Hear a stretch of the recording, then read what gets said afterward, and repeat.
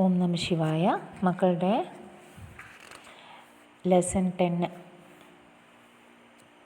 എന്തായിരുന്നു? ഖോട്ടാ സിക്ക അല്ലേ? ലെസൺ 10 കഴിഞ്ഞു. എല്ലാവരും ടെക്സ്റ്റ് ബുക്ക് വായിക്കുന്നുണ്ടാവുമെന്ന് വിചാരിക്കുന്നുണ്ട്. തീർച്ചയായും വായിച്ചിരിക്കണം. ഓക്കെ.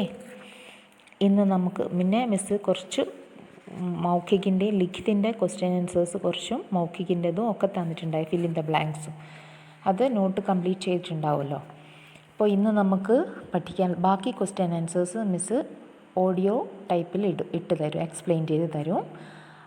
ഇന്ന് നമുക്ക് പഠിക്കാനുള്ളത് പേജ് നമ്പർ 80 ആണ്.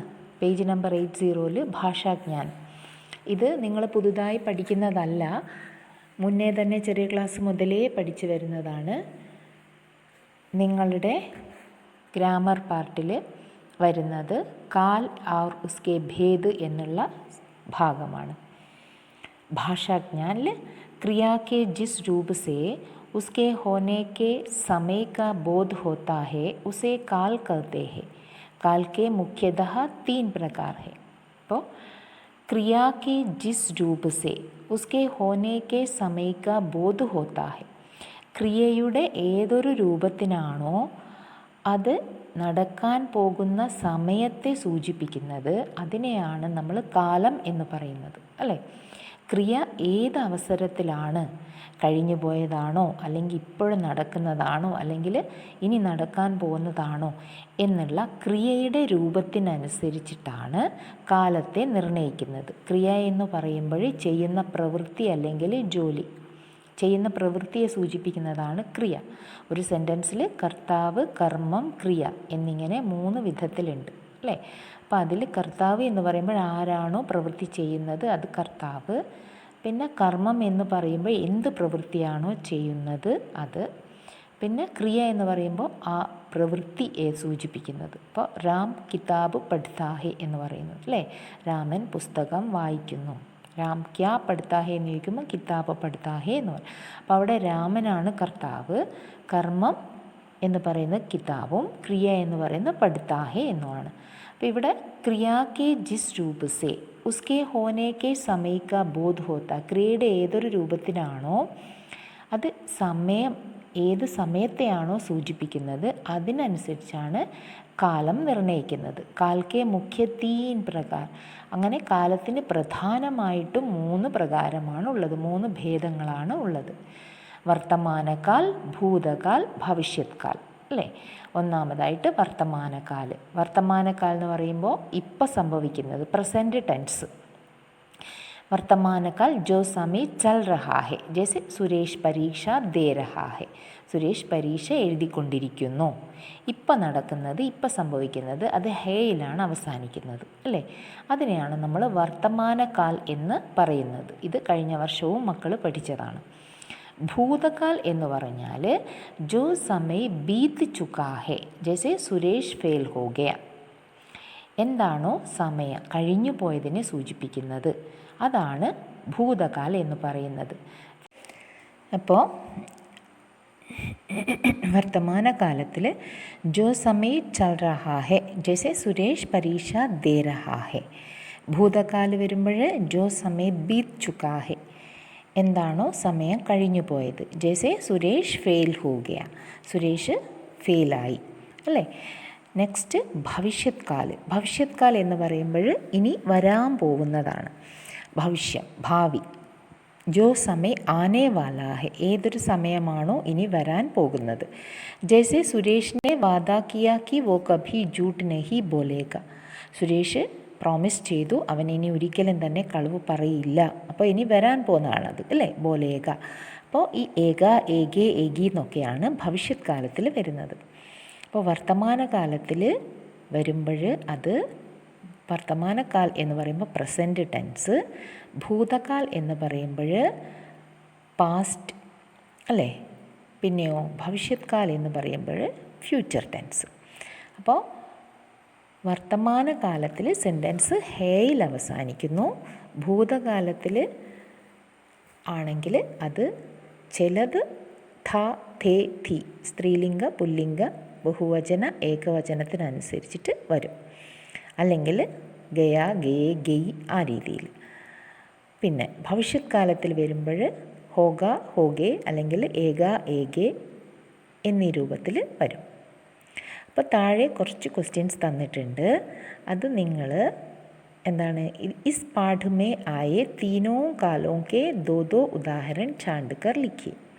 അപ്പോൾ ഈ പാഠത്തിൽ തന്നിരിക്കുന്ന 3 കാലങ്ങൾ, ഈ വർത്തമാനകാൽ, ഭൂതകാൽ, ഭവിഷ്യത് കാൽ, ഈ 3 കാലങ്ങളിലും ഉള്ള രണ്ട് ഉദാഹരണങ്ങൾ ടെക്സ്റ്റ് ബുക്കിൽ നിന്ന് തന്നെ നിങ്ങളിപ്പോൾ പഠിച്ച ഖോട്ടാ സിക്ക എന്നുള്ള ആ ലെസണിൽ നിന്ന് തന്നെ നിങ്ങൾ കണ്ടുപിടിച്ച് എഴുതാനാണ് പറഞ്ഞിരിക്കുന്നത്. ഓക്കെ, രണ്ട് കാലങ്ങൾ, 1 വർത്തമാനകാൽ, 2 ഭൂതകാൽ, 3 ഭവിഷ്യത് കാൽ. ഈ 3 കാലങ്ങളെയും രണ്ട് എക്സാമ്പിൾസ് വെച്ചിട്ട് വേണം നിങ്ങൾ കണ്ടുപിടിക്കാൻ.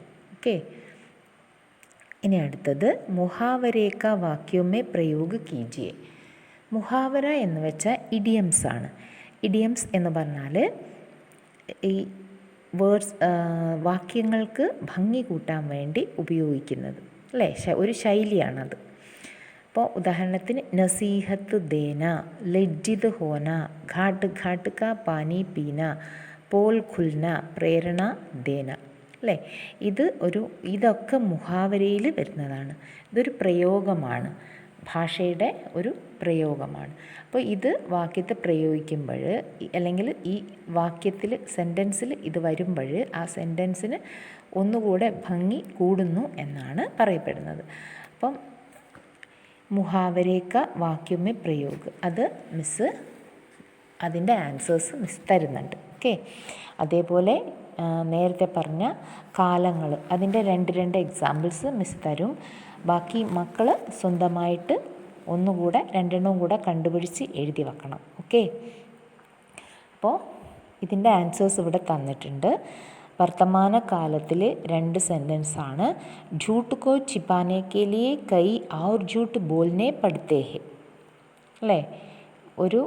ഒരു കള്ളം മറക്കാൻ വേണ്ടി വീണ്ടും കള്ളം പറയേണ്ടി വരുന്നു എന്ന് പറയുമ്പോഴത് പ്രസൻറ്റ് ടെൻസാണ്. സയാനേക്കോ ഇഷാര ഹി ബോഹത്ത് ഹോത്താ ഹെ, അതും ഹെയിൽ അവസാനിക്കുന്നു, വർത്തമാനകാലാണ് അല്ലേ.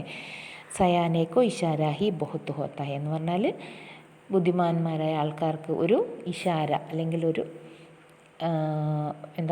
ഒരു സിഗ്നൽ കൊണ്ട് കാര്യങ്ങൾ മനസ്സിലാകുന്നു. നെക്സ്റ്റ് ഭൂതകാലത്തിൽ ദുർഭാഗ്യവശ് സുരേഷ് ഫെയിൽ ഹോഗയ എന്ന് പറയുമ്പോൾ അവൻ തോറ്റു എന്ന് പറയുമ്പോൾ അത് പാസ്റ്റ് ടെൻസ് ആണ് അല്ലേ. ഇസ്കെ ബദലെ തുമേ ബാസാർ മേ കിസിനെ സൗദാ നഹി ദിയ, ഇതിന് പകരം നിനക്ക് ആരും തന്നെ മാർക്കറ്റിൽ നിന്നും ഒന്നും സാധനങ്ങൾ തന്നില്ലേ എന്ന് പറയുമ്പോൾ തന്നില്ല അല്ലേ, അത് പാസ്റ്റ് ടെൻസ് ആണ്. നെക്സ്റ്റ് ഭവിഷ്യത് കാൽ, ഇനി വരാൻ പോകുന്നത്. യദി ഐസാ ഹോ ഗയാ തോ മേരെ झूठ की पोल खुल जाएगी, അങ്ങനെ പറഞ്ഞിരുന്നെങ്കിൽ എൻ്റെ കള്ളം പിടിക്കപ്പെടുമായിരുന്നു എന്ന് പറയുമ്പോൾ ഇനി ഭവിഷ്യത്തിലേക്ക് അല്ലേ ചിന്തിക്കുകയാണ്. ഐസി ധോഖാധടി ഹമാരേ സാത്ത് നെഹി ചലേഗി, ഇങ്ങനത്തെ കളവൊന്നും നമ്മളെടുത്ത് ഇനി നടക്കാൻ പോണില്ല എന്ന് പറയുമ്പോൾ ഇതുവരെ നടന്നില്ല, ഇനി നടക്കില്ല എന്നുള്ള അർത്ഥം അല്ലേ ഭവിഷ്യത് കാലം. അപ്പോൾ ഇതേപോലെയുള്ള സെൻറ്റൻസ് പാഠത്തുനിന്ന് മക്കൾ കണ്ടുപിടിച്ച് എഴുതാം. നെക്സ്റ്റ് മുഹാവരയുടെ വാക്യത്തിൽ പ്രയോഗമാണ്. बच्चों को नसीहत देना माता पिता एवं गुरुओं को अधिकार है.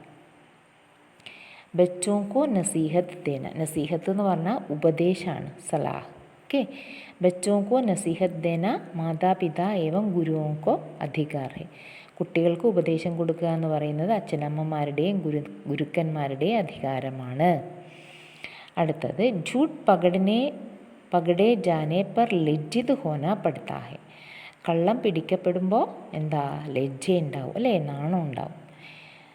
നെക്സ്റ്റ് ബീർബൽ കോ കിസി ഭി വിഷയ മേ ഹരാന മുഷ്കിൽ ഹെ ഉസ്നെ ഘാട്ട് ഘാട്ട് കാ പാനി പിയാ ഹെ, അത്രയും സാമർഥ്യവാൻ എന്നുള്ള അർത്ഥമാണ് ഘാട്ട് ഘാട്ട് കാ പാനി എന്നുള്ള അർത്ഥം. അപ്പോൾ ബീർബലിനെ ആർക്കും തന്നെ ഒരു വിഷയത്തിലും പരാജയപ്പെടുത്താനാവില്ല, അദ്ദേഹം അത്രയും സമർത്ഥനാണ്, അതിസമർത്ഥനാണ്. നെക്സ്റ്റ് അസലി റിപ്പോർട്ട് ബുക്ക് ഘർ പഹൂഞ്ചനെ സെ രമേശ് കി പോൾ ഖുൽ ഗയി. പോൾ ഖുൽന എന്ന് പറഞ്ഞാൽ കള്ളം വെളിച്ചത്താവുക അല്ലേ? അസലി റിപ്പോർട്ട് ബുക്ക് ഘർ പഹൂഞ്ചനേസെ, ശരിയായ റിപ്പോർട്ട് കാർഡ് വീട്ടിലെത്തിയതും രമേശ് കി പോൾ ഖുൽഗെ, രമേശിൻ്റെ കള്ളം വെളിച്ചത്തായി. അല്ലേ? മോഹൻ കാ കക്ഷാ മേ പ്രഥം ആന ബാക്കി ഛാത്രോं को പ്രേരണ ദേത്താ ഹെ. പ്രേരണ നൽകുക എന്നുള്ള യഥാർത്ഥ അർത്ഥം തന്നെയാണ് അത്. മോഹൻ കാ കക്ഷാ മേ പ്രഥം ആന, മോഹനൻ ക്ലാസ്സിൽ ഫസ്റ്റ് ആയാൽ മറ്റുള്ള കുട്ടികൾക്ക് അതൊരു പ്രചോദനമായിരിക്കും, പ്രേരണയായിരിക്കും എന്നാണ് തന്നിരിക്കുന്നത്. അപ്പോൾ ഇത്രയും കാര്യങ്ങൾ നോട്ട്ബുക്കിൽ എഴുതി വെക്കുക.